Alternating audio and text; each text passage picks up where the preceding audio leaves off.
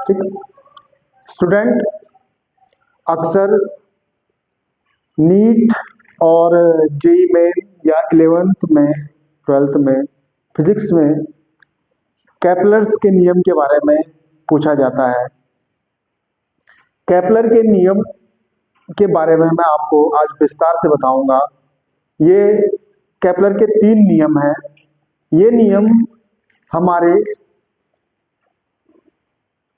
Gravity पे depend करता है और इसमें क्या है कि जो पृथ्वी की मूवमेंट है या किसी भी प्लेनेट की सन के अराउंड मूवमेंट है उसके रिलेशंस को ये शो करता है। ठीक है, अब हम इसको देखते हैं साहब। पहला नियम है केपलर का। केपलर्स के 3 नियम है। पहला है लॉ ऑफ ऑर्बिट। ये कहते हैं कि हर प्लेनेट सन के चारों ओर एक इलिप्टिकल पाथ में घूम रहा है। इसे कहते हैं each planet revolve around the sun in an elliptical orbit with the sun at one of the foci of the ellipse. अब पहले इसी नियम को मैं आपको ढंग से समझाता हूं कि जो ऑर्बिट है हमारा वो ऑर्बिट है इलिप्टिकल, और उस इलिप्टिकल ऑर्बिट में जो प्लेनेट है वो सन के चारों ओर घूम रहा है। अब इलिप्ट क्या है, इलिप्स क्या है? इलिप्स एक इस तरह का आकृति होती है जिसकी 2 एक्सिस होती हैं। एक होती है मेजर एक्सिस, यहां से यहां तक की एक्सिस को हम कहते हैं मेजर एक्सिस। ये हो गई मेजर एक्सिस। और जो दूसरी वाली एक्सिस है जिसे मैंने 2b लिखा हुआ है, ये है माइनर एक्सिस।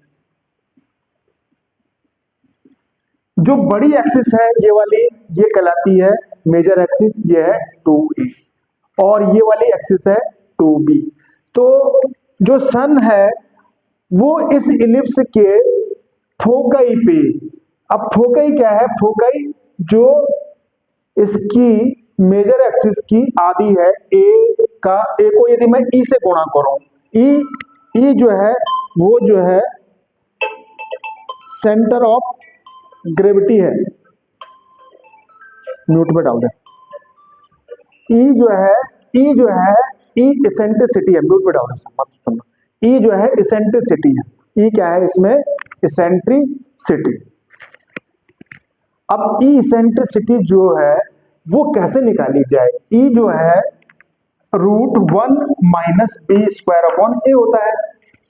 ई का जो है वो होता है 1 माइनस बी स्क्वायर अपॉन ए। अब बी ये है इसका स्क्वायर, माइनर एक्सिस का स्क्वायर अपॉन मेजर एक्सिस का स्क्वायर से इसेंट्रिसिटी। इसेंट्रिसिटी का अर्थ होता है जब कोई भी वस्तु अपने सेंटर से, सेंटर पॉइंट ये हो गया, इस सेंटर से दूर दूसरा सेंटर बनाती है।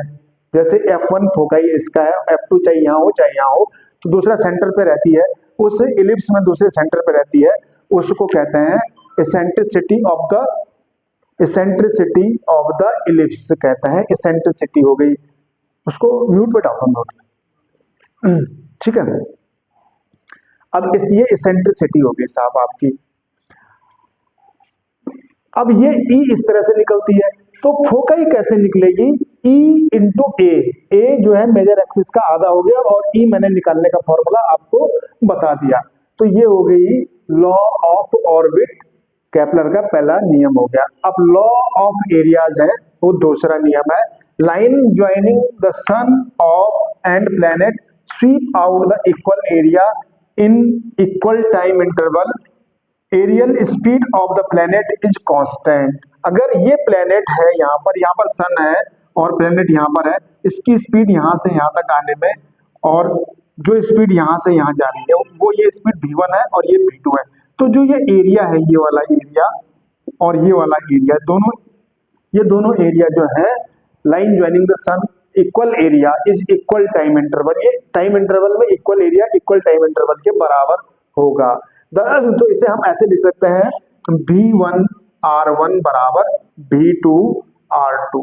r2 ये वाली डिस्टेंस हो गई, r1 ये वाली डिस्टेंस हो गई, v1 यहां से यहां तक आने की स्पीड हो गई, प्लेनेट की, और यहाँ से यहाँ पे जाने की बी डैश पे बिंदु पे जाने की स्पीड हो गई v2।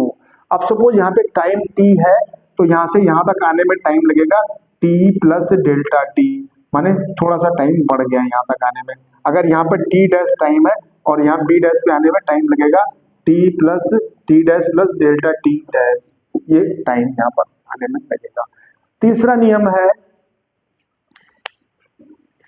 इस दूसरे नियम को हम ऐसे भी समझ सकते हैं कि जो इसकी स्पीड है प्लेनेट की इस पॉइंट से इस पॉइंट पे आने में, और उसमें जो टाइम जो इसकी रेडियस है r1, यदि इन दोनों की गुणा कर दी जाए तो वो जो है यहाँ से यहाँ तक जाने में जो स्पीड है और जो ये रेडियस है इस दूरी की, ये दोनों बराबर होंगे। तीसरा है लॉ ऑफ पीरियड्स, कि जो इलिप्स है इस इलिप्स में ये मेजर एक्सिस है और ये माइनर एक्सिस है, ये सन की स्टेज है, यहाँ पे प्लेनेट, यहाँ पे कोई प्लेनेट पी है, ये प्लेनेट पी जो है जब ये घूम रहा है क्लॉकवाइज एंटी क्लॉकवाइज, तो एक बिंदु, इस बिंदु से वापस इसी बिंदु पे आने में जितना टाइम ये लेगा वो टाइम कहलाएगा t का square is directly proportional to the a की पावर 3। यही ये नियम है, the square of the planet taken time t for the planet to complete one revolution. एक रिवोल्यूशन को पूरा करने में, एक रिवोल्यूशन सपोज यहाँ से यहाँ जाने में